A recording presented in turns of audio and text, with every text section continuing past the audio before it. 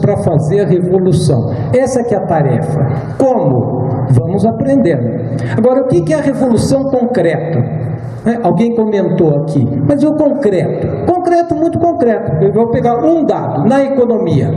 É só pôr o dedo na dívida pública, que desmonta o ajuste fiscal inteiro. O PT não pode fazer isso. Aliás, a Dilma vetou, caindo.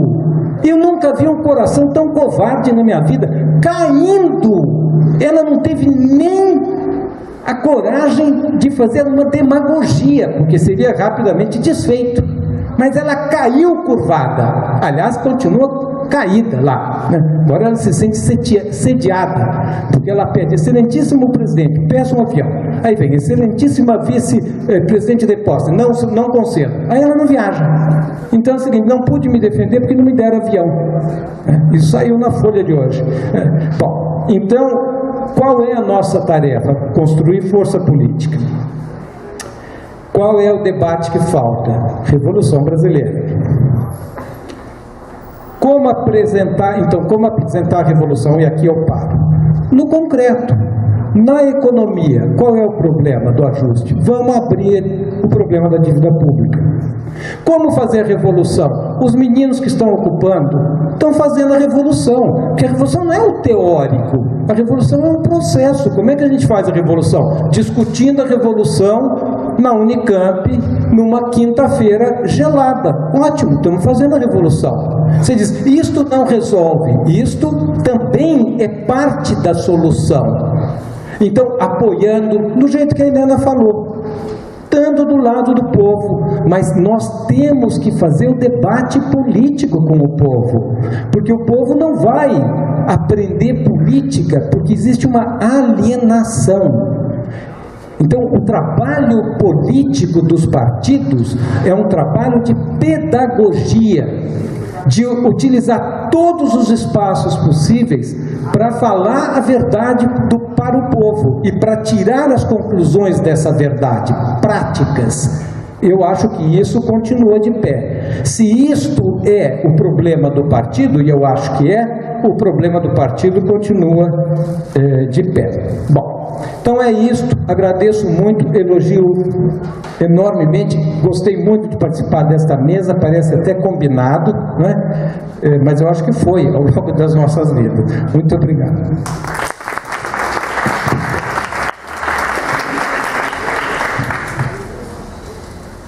Bom, é difícil falar depois dessas falas tão contundentes. Bom, eu acho o seguinte, assim como eu comecei a minha fala, né, eu acho que qualquer programa hoje, primeira coisa que tem que atacar é o desenvolvimentismo, é a primeira coisa, né?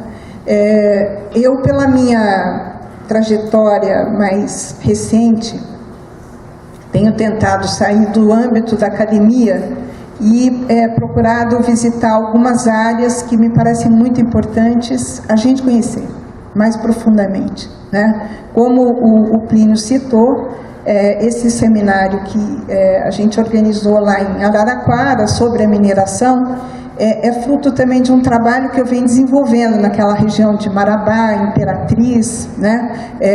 Nas áreas que são bastante impactadas pela Vale, né? E ao mesmo tempo eu tenho ido bastante ao Mato Grosso do Sul também, sobretudo Dourados, que é uma área onde tem muitas reservas indígenas, sobretudo de Guarani Kaiowá, e tenho acompanhado um pouco a luta desses indígenas ali, sobretudo de luta de mulheres indígenas, né? Porque é uma luta que fica invisível. E foi muito interessante a luta dessas mulheres indígenas, umas 2, 3 semanas atrás, naquele evento que foi das Mães de Maio, né, em São Paulo, e você estava lá? Enfim, veio uma liderança indígena, a dona Damiana, né, e fez uma fala muito interessante, muito importante, né, para a gente ver como que entre as indígenas também existe essa dimensão do gênero, ou a dimensão da mulher. Né? E como que todo esse processo que está sendo vivenciado pelos indígenas tem impactado tão profundamente a sociabilidade deles que desmonta, inclusive, uma relação de patriarcado muito forte que existe entre eles, que está sendo questionado pelas mulheres indígenas. Enfim, né? É um pouco para eu falar um pouco como eu tenho saído do âmbito da academia, para também não ficar só naquela coisa, eu quero entender um pouco o que está acontecendo no real também. Né? Não adianta também a gente ficar criando verdades absolutas em cima de o que aconteceu na Revolução Francesa, o que aconteceu na Revolução Russa, como se aquilo tivesse sido um grande modelo para a gente. Foi um modelo, né? E aí eu estou fazendo uma fala, enfim, foi um modelo para mim, no sentido que, assim, o que motivou essas revoluções? O que motivou? Não foram projetos a princípio. Foi o quê? Uma baita de uma insatisfação popular, aquilo que o Zé estava falando, entende? Foi a motivação foi o ódio. O ódio. Foi a insatisfação profunda pelo poder, o ódio contra a fome, contra a peste, o ódio contra a dominação absoluta. Então esse é o primeiro motivo pelo qual, né, se tem aí, vamos dizer, a centelha de uma revolução. Isso aconteceu na Revolução Francesa, isso aconteceu na Revolução Russa, né? E eu acho que o que está acontecendo hoje é muito parecido com o que aconteceu naquele momento. Porque a radicalidade, ela não brota do povo em insurgência, ela brota de cima para baixo. São as condições de cima para baixo que empurram a radicalidade, que forçam, que tornam necessária a radicalidade. E eu estou vendo que isso nós estamos com condições para que isso aconteça. Isso está acontecendo de alguma forma. E ela não está acontecendo da forma como a gente gostaria, como está no livro, como aconteceu na Revolução Francesa, ou como aconteceu na Revolução Russa. Porque as condições, né, do desenvolvimento degradaram profundamente as formas tradicionais de organização. Então, hoje estão surgindo muitas outras formas de organização, muitas outras, né? E todas elas absolutamente necessárias para esse momento. Agora, o que é fundamental, e que eu vou aqui, né, concordar com os meus companheiros, minha companheira e meu companheiro de mesa, né, e com algumas falas aqui, né, é que é necessário a gente, primeiro, compreender aquilo que passou, né? Porque alguém já disse que a gente só consegue compreender aquilo que se esgotou completamente. Foi o Hegel, né? Então, eu vejo esse momento PT como algo absolutamente esgotado e que a gente tem a necessidade e a obrigação de compreender profundamente o que foi aquilo. E para mim aquilo foi um arraso, teve um papel fundamental na chamada crise estrutural do capital, exatamente como eu falei, né? E por quê?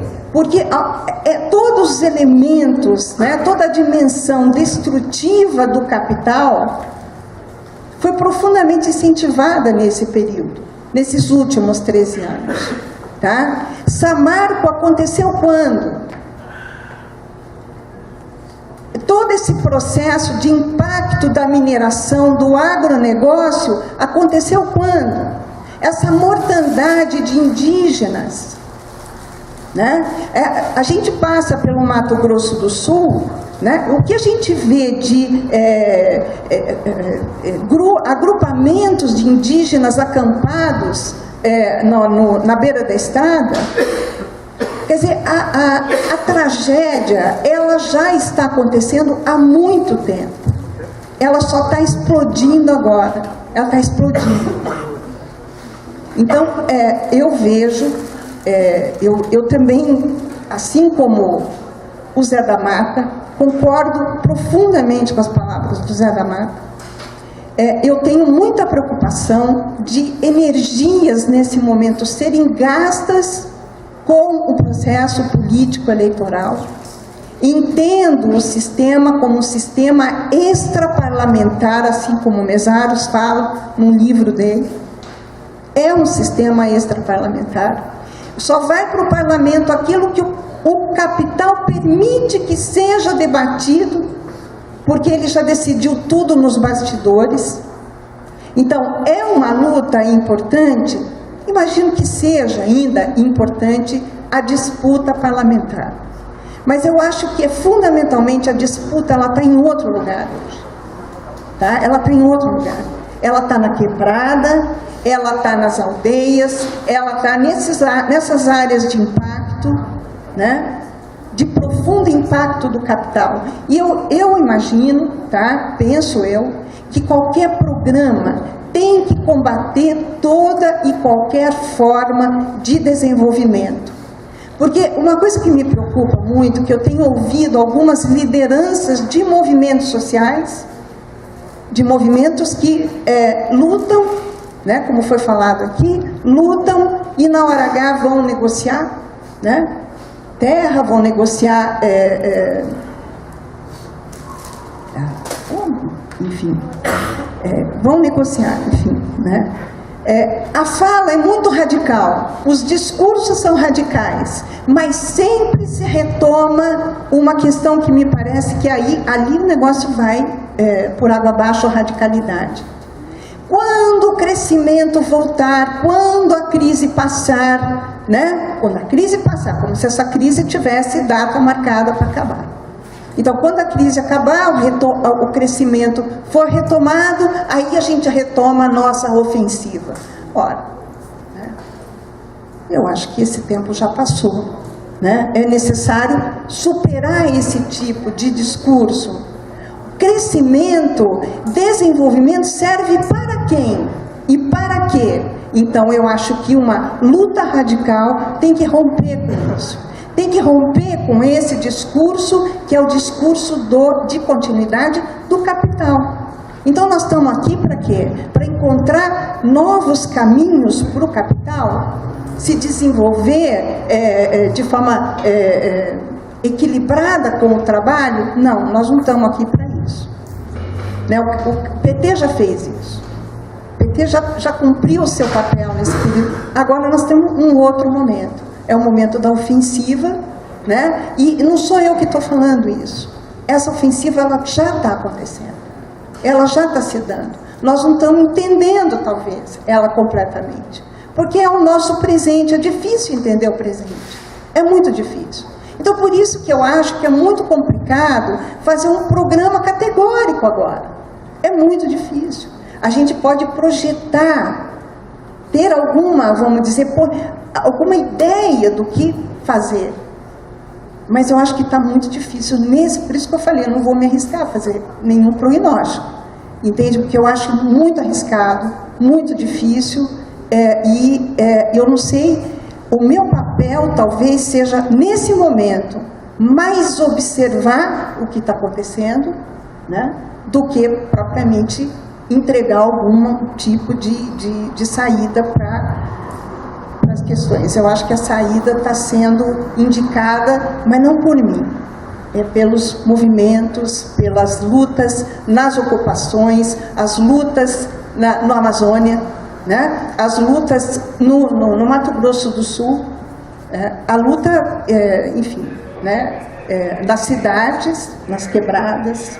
É isso, obrigada.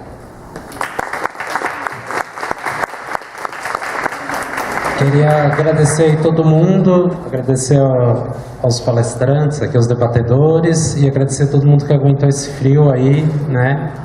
Bora que é junho, vamos embora para tomar um quentão e um vinho quente. Falou!